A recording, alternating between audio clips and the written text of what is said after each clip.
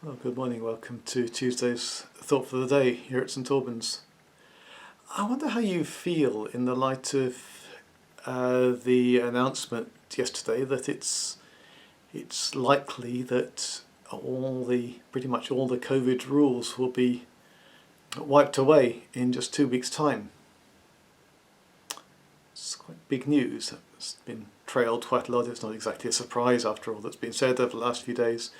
It's not even definite. They've said that's what will happen. They haven't confirmed that the when is indeed the 19th of July. But it's starting to look that way. And so I think we need to look at ourselves and say, how do we react to that? How do we feel about that?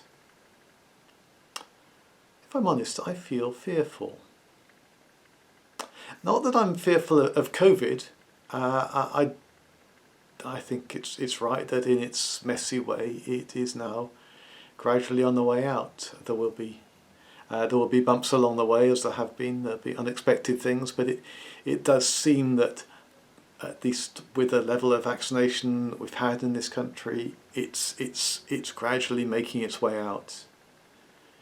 Even the talk that the numbers are skyrocketing, don't yet know, but I have noticed over the last 5 or 6 days the numbers have actually stopped going up, and it's possible we've even reached a bit of a peak already.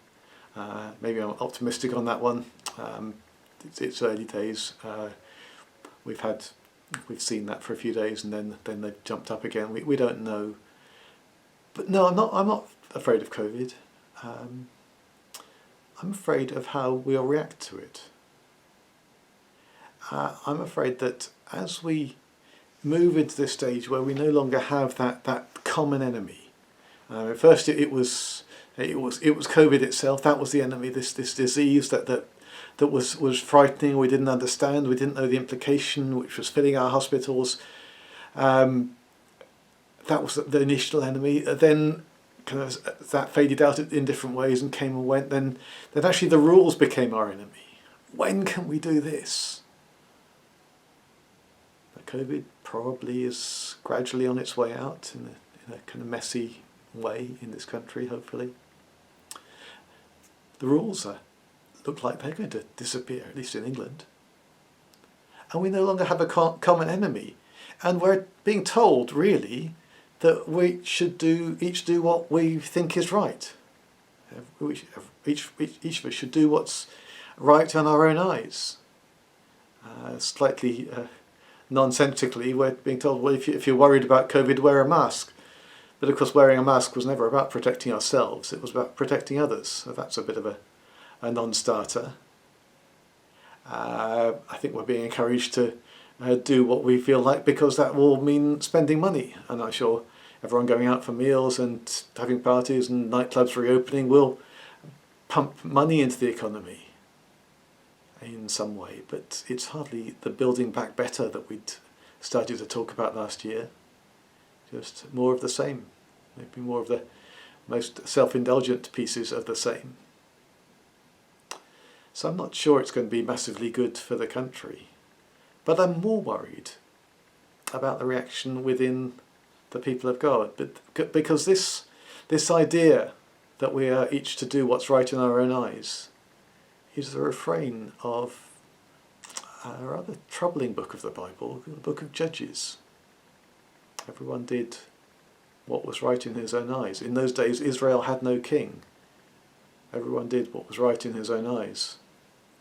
And that time when the people of God decide just everyone to do what's right in their own eyes was not a good time. It was a time of great decline of God's people. Decline economically, this decline strategically in terms of power, decline spiritually. By the end of the book of Judges, there are horrific abuses taking place, abuses of people, abuses of power. And coming back to what Terry was saying yesterday. And already we're seeing hints, I think, within the people of God of that. Some of those same attitudes within the church today. People are making their own conditions, or basically saying, well, I'll come back, or I'll start doing this again when you do it my way. That is just as much an abuse of power as any of the other things that Terry was talking about yesterday. One of the facts of living together in community is we can't each have it our own way. We need to be attentive to the concerns and needs of others. Again, picking up from that passage in Philippians that Terry was talking about yesterday. If you haven't listened to Terry's talk, I would encourage you to do it. There's lots of really, really good advice and tips there in terms of how we relate to each other without taking advantage of power. So just as Terry was talking yesterday about the need to use the power that we have, not to ignore it, but to use it for the good of others, not for our own interest or status or ego.